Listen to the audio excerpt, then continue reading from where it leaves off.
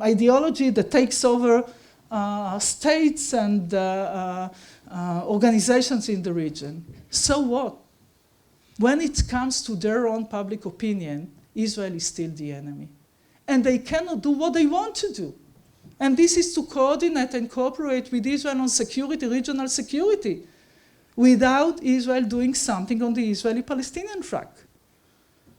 So in a way, we can use the interest of some states in the region in order to make it easier for us to negotiate and hopefully to reach an agreement with the Palestinians. And how's that? Because for the Palestinians, they need the Arabs. There is no Palestinian leader who can make decision with Israel. And any agreement is based also on compromises by the Palestinian side without the support of the Arabs.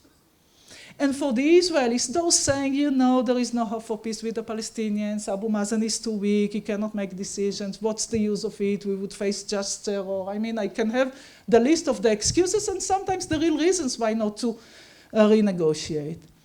But if what we can get while giving to the Palestinians and getting from the Arabs, this can be something that can be supported also by the Israeli public.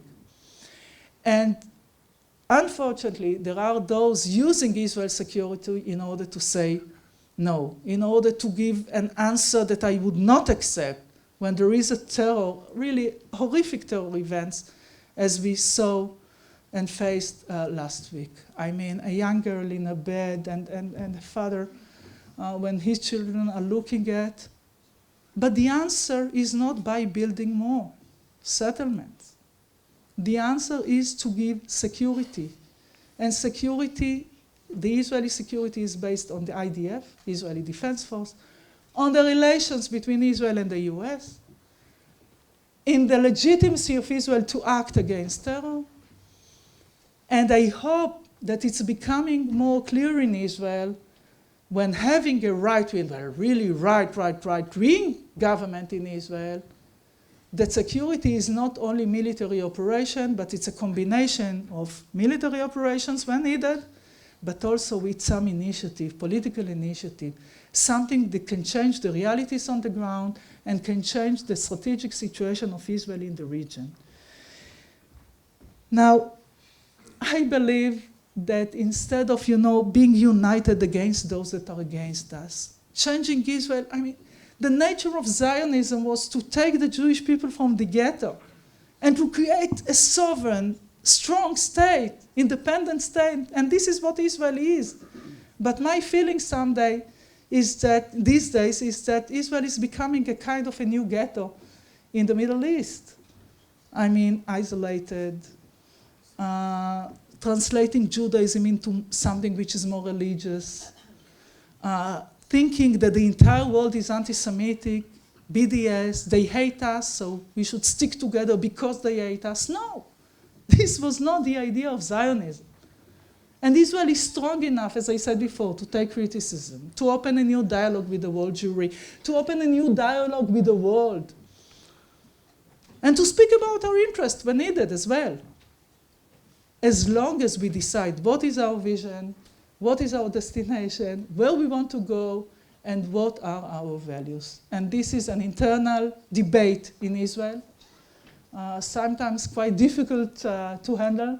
Sometimes, since it is focused on feelings, and so sometimes we also fail to convince the others, but I believe that this is our responsibility. And I believe that when we make this decision, all the different parts of this jigsaw would create a beautiful picture, which is Israel. And just to end this speech, I would like to share with you a story that Arik Sharon used to tell. And, I kept this to the end because I'm speaking about threats and about decisions that we need to make and about the difficulties and about terror. So Arik Sharon used to tell us a story when we had this discussion about what we need to make and about terror. And as he said, when I was young and I grew up in a village in Kfar Malal, and he used to go with his father to work in the field. And it's Israel, it's very hot, and they used to look, and to say, oh, Father, how much we have to work, and this is just noon, and we have to work until the end of the day, I'm too tired. I know it's quite difficult to imagine Arik Sharon saying, I'm too tired, but he was a child then. And the answer that his father gave him was, don't look ahead, look backwards, look what we've achieved until now. So after speaking about all these challenges, we should also look backwards and listen. Israel is really a great state. Thank you.